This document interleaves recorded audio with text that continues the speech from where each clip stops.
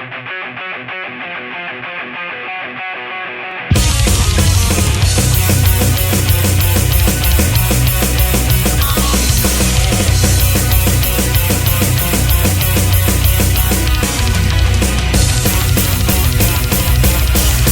everyone, welcome to the Metal Galaxy YouTube channel, and here we are still in Ireland, but somewhere else in Wicklow, interviewing one of the most renowned intruding band here on Irish Soul. Welcome, Torsten. It's a pleasure to be here, and welcome to the recording studio where we do everything here in County Wicklow.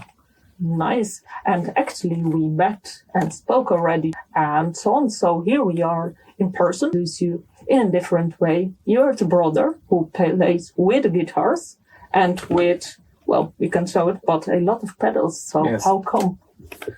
I just think it just naturally evolved that way. I began originally playing bass back in the day, and Niels and I swapped roles over. The bass lines were kind of more intricate, certainly in the earlier days, than the guitar lines, and Niels was obviously a slightly more proficient musician. But as time progressed, I became, I guess, more guitar orientated, and I think to suit the sound of the band, we always wanted to make things slightly more experimental, just to have different kinds of sounds, not your kind of normal kind of rock instrumentation tones. We always wanted to have sounds that were a little bit otherworldly, I guess, hence the collection of pedals over the years. And I kind of changed the pedals regularly, but some pedals will always remain there on the board, like my big muff, ram's head muff, and things like I actually got the Riverside Strymon, which is really, really cool. So there's a lot of different effects on the board for musicians to be interested. For non-musicians, probably not too much. But these pedals essentially go everywhere with us. And it's a challenge to change the pedals. I don't like to use MIDI changers, so a lot of my practice would involve obviously practicing the guitar first and then a separate rehearsal trying to actually select the different pedals during the moments, because I like to have different textures and sounds for different parts of the songs. Wow. So how many are there pedals? I actually kind of haven't counted, but I'm guessing there's like maybe 40 pedals roughly in around that. And I have there's a lot. I have this new cool pedal there by Death by Audio called the Waveform Destroyer, which I just added to the board, which is just. I had the Moose Electronics, who makes this amazing aggressive kind of fuzz pedal. It's like a more aggressive version of a big muff. So that was my most abrasive sound, but the Waveform Destroyer is like another level up. So I added that to the board, which is cool. And phasers and stuff like that I put after it, which really kind of creates this psychedelic, I guess, very dramatic kind of, jet kind of airplane kind of sound. So I really like that kind of stuff for effects. Apart from that, there's everything from MXR layers that I just put onto the board, and prismatic wall, which is like kind of drone kind of pedal, screen violence and rotaries, all that kind of stuff, Deja vibes. I love all the psychedelic kind of tones. And apart from that, there's some Strymon reverbs and delays, and Particle by Red Pandas there as well.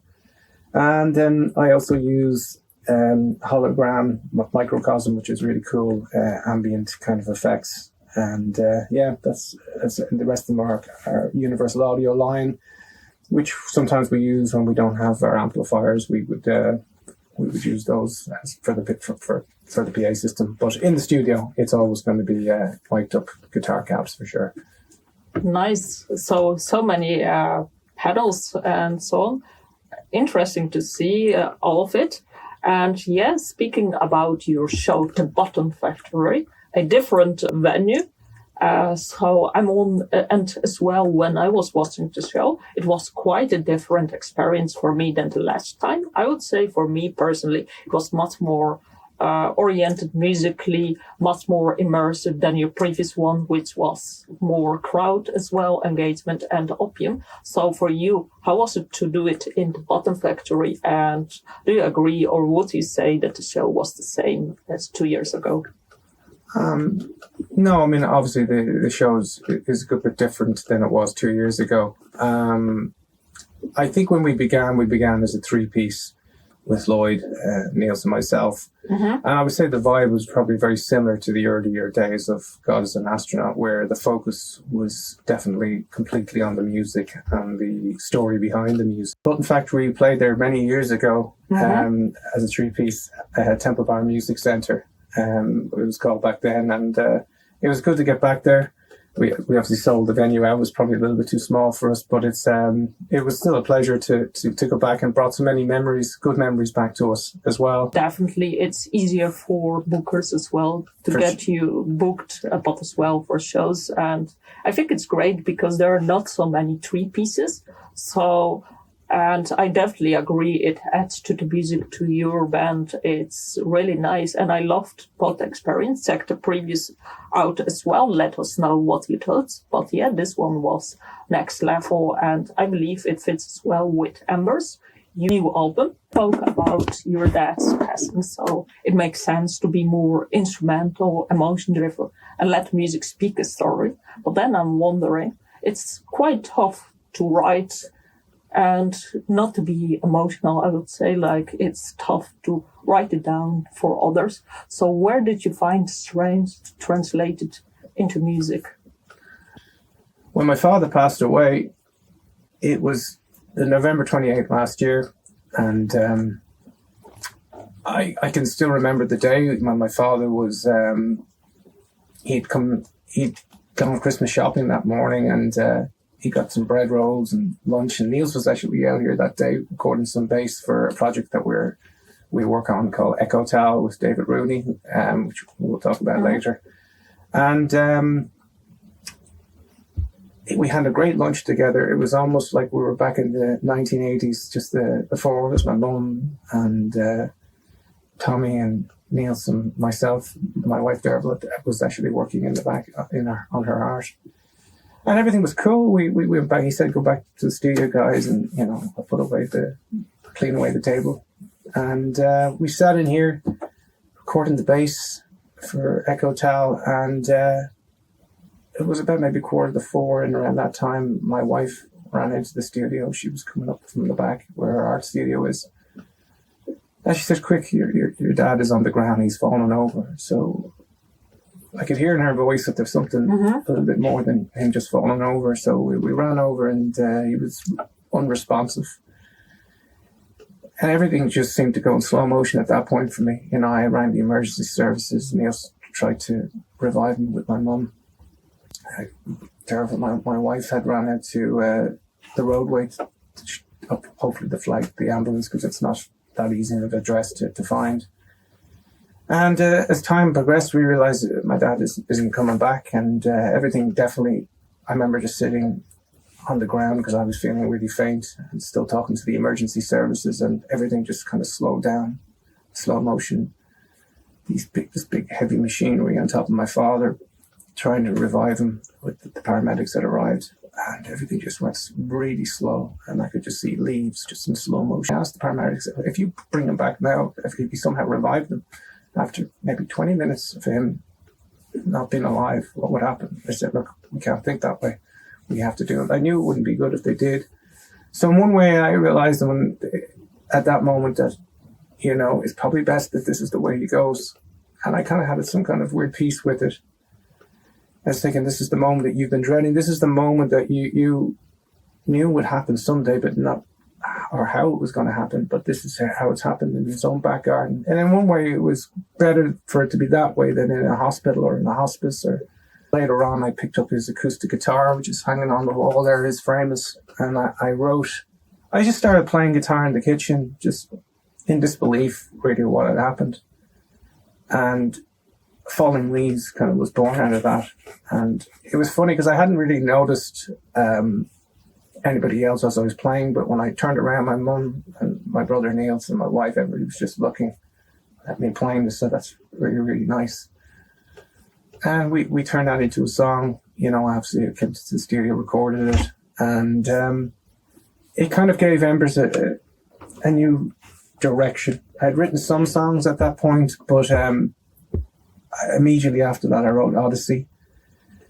And it was just kind of, it became a tribute to my father and a lot of the ideas that my dad had.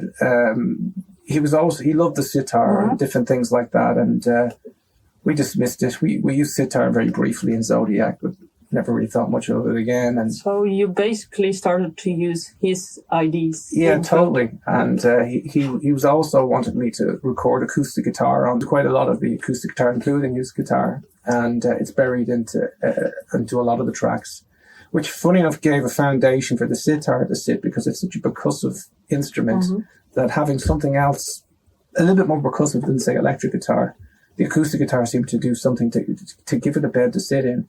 So it became a kind of an ingredient to the record.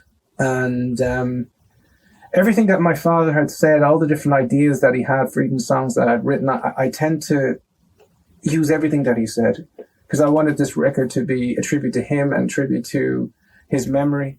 What a story, Torsten, and thank you so much for sharing all this. And yeah, it's unbelievable what happened and the music you created. So in a way, it can be seen as a tribute to your father, but as well, kind of you created with your dad this album. You used his ideas and everything. So basically, Embers is an album that's yours, the band's, and your father's one as well. Loved Falling Leaves. I think that would have been his favourite song on it. And but everything, he'd heard a couple of songs. He actually heard the title track Embers before he passed away, and he was excited about that and wanted me to have in some cello and, Joe Quail, who I'm sure we'll talk about later. It's the thing that got me through it, because if I sat down and just took in the enormity of what's just happened, I needed a distraction, and music supplied that, and it emotionally gave me purpose. And I have this picture on the wall, and he's looking at me, and I know that that's what he would have wanted us to do. And we're going to try to continue as long as we can to honour his memory. And that, to me, has now become one of my main goals for the rest of my career. Great goal, like really admirable to find something to go through, to find the strength. Like, it's unreal, and it's also inspiring, I think. And yeah, we have to do what we have to do. Unfortunately, it is what it is, like. Exactly. And yeah, speaking about, you mentioned cello, Joe Quail. She's quite known. She was here with Warderna, so I'm wondering, can we expect her to be here in Dublin as well with you guys? And how was it to work with her? Yeah, I mean, Joe Quail is amazing to work with. The way we work with Joe Quail, she has her own recording setup over in England, and we just send her the parts over, and she just knows what it needs and what it doesn't need. It literally doesn't need any easy, really easy. She doesn't need any guidance from us whatsoever.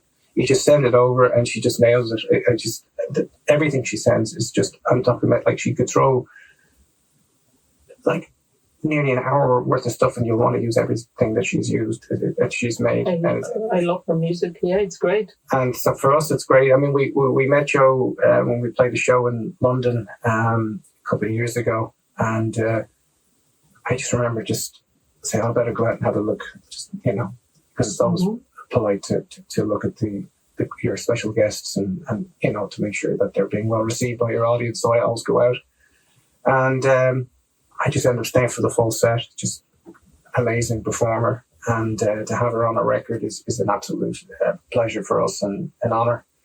And as far as her appearing in Dublin, yeah, maybe down the road, we obviously in Europe, she's going to be playing special guests to us on all our shows. But it would be nice for a Dublin show, maybe 2 years from now, for Joe. Yeah, logistic. Yeah, I think it will. I think it will happen. Maybe, it would be a great build to have Joe on it, and I imagine it'll be a slightly bigger venue the next time as well. So that would be a great bill. Great one for viewers. Let us know. Do you want Joe Quail as well joining Is An Astronaut? And you had Rotterdam and three different as well artists. Was there a specific reason why you chose each sport artist and one in Dublin, which we covered? We have seen Rotterdam, so can you tell us more about the sport and how they fitted? certainly. I mean, Roger is, for anybody who knows, their music is essentially the godfather of electronica in Ireland. To have him on the bill was an absolute honour for us. And I think it was a very special moment to have him on the bill. It's so important to the Irish music industry. And as far as the other groups, we had, obviously we had in Limerick, we had God Alone, which are an up-and-coming kind of, I guess, instrumental. Yeah, we covered them actually with Bad Apple promotion in June with Purpose Laser Check It Out. It's great having them on the bill. They just brought a lot of energy into the room, a lot of enthusiasm, and that show in Limerick was amazing. In Cork, we had Rasa Nua and Dara O'Brien, who plays sitar in that group, played on our record. And just to have those guys on board was amazing. They had live tabla, and it was just, to have an ethnic group like that, I think it was great contrast, instrumental as well. And they were an amazing band, and definitely would collaborate with Dara again. I think I think without his involvement on the Embers album, it would never have been as good as it was. I think Dara really understood.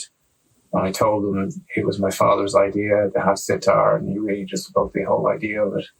And it was something special to have him. Nearly done with our cut-up. For the viewers, if you want more, let us know. And Is An Astronaut will certainly have a new record soon in the future. So before we are rounding up, I wanted to ask you, Torsten, you mentioned all these great people that helped with your father, your wife, Derval, but as well, you work with Bad Apple Promotion. You have the Pierre Alnor, which set the interview up. Thank you so much. You have Napalm Records as well. So can you tell a bit how it helped you to lift Is An Astronaut higher?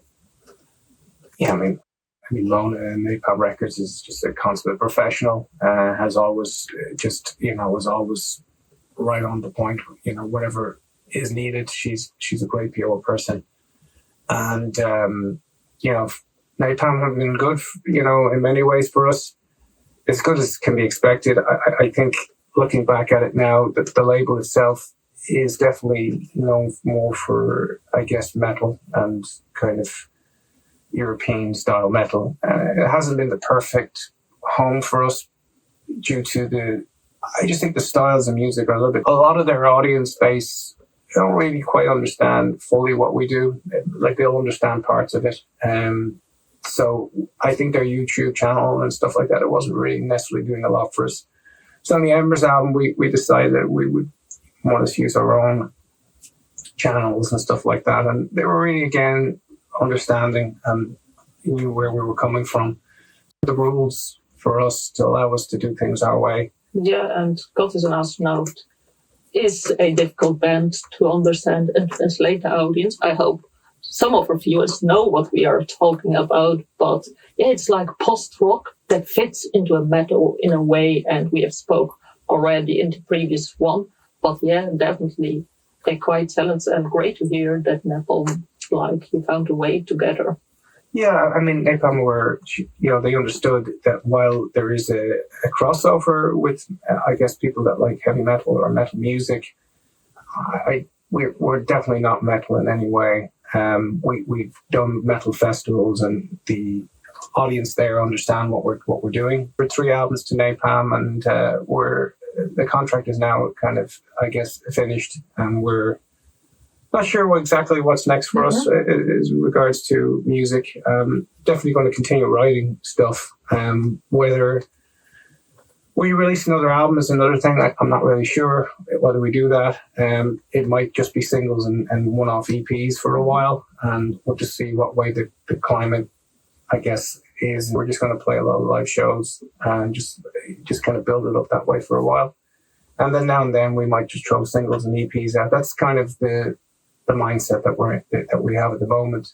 As far as Bad Apple is obviously Zach, who runs the promotion, is our sound engineer, and I've known Zach since he was 16 years of age. And the very first time, I should say, he did sound for us. He was over in the US, he had at 16 he was only allowed in the venue in certain places while we were doing the sound, and he was told to leave because he was underage. But Zach was always a natural, and I showed him everything I know, but he's since surpassed me as far as live sound is concerned. I mean, he can do things that I just leave him at this point. He just comes out and now and then asks my opinion on one or two things, but rarely at this point. And his Bad Apple, I think, was born many years later, I guess. The idea for that was for him to promote shows.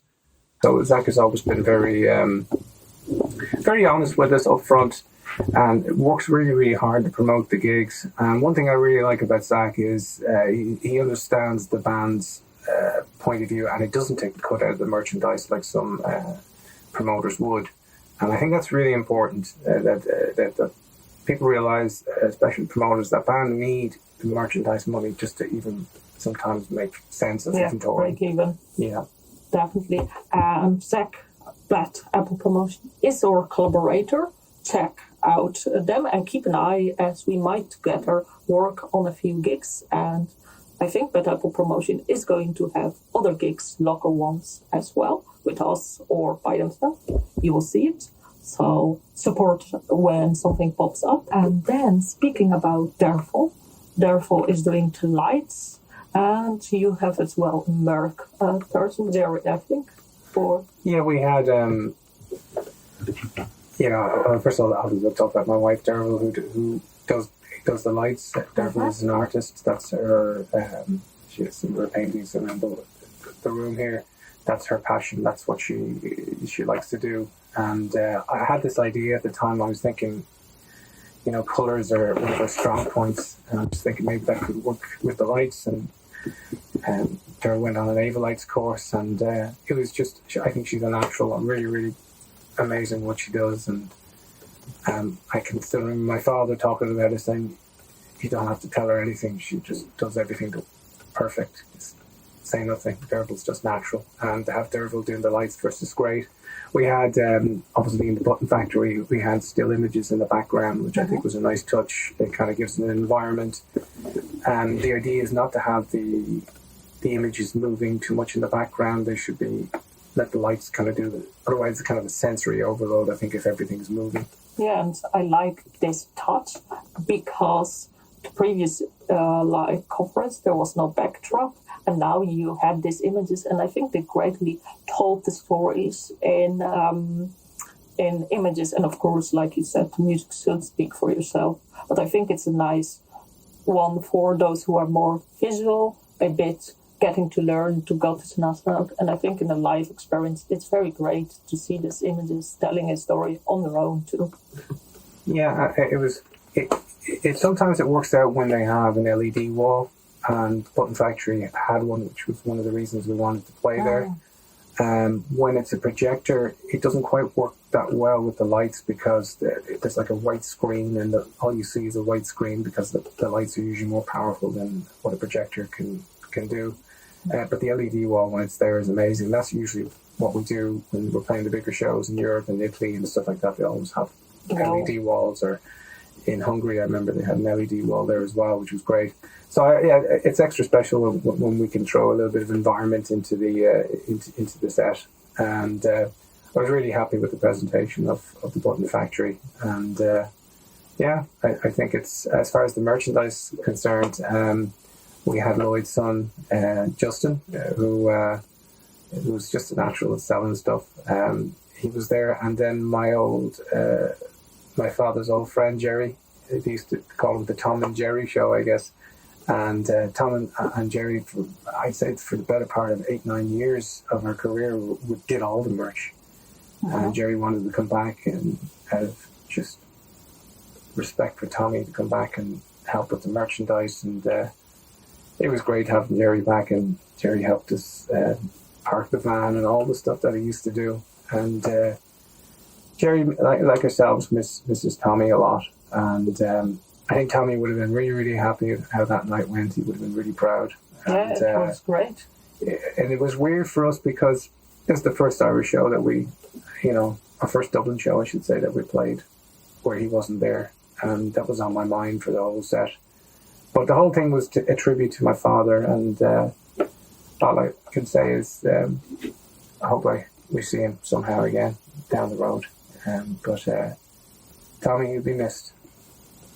Thank you so much, Torsten, for shows the ins and everything that's going on and giving a hidden layer on Embers and so on, and for your time and inviting us here as well. Before I'm rounding up, I think we have discussed anything we missed? No, I think we've kind of got through most of it. I just want to say thanks to all our fans that have showed up throughout the years, and not just in Ireland, everywhere. It gives us purpose. It gives us a reason to continue, and we're deeply in your debt. Thank you very much for listening to our music, and we hope that we can do this as long as possible, providing you guys still want to hear us. So thank you. Thank you so much. And for the viewers, support Is An Astronaut, grab Embers, but as well go to the other stuff, watch our live coverages, and support them. They're a great one. And next time they're in town, you have your ticket hopefully. So see you.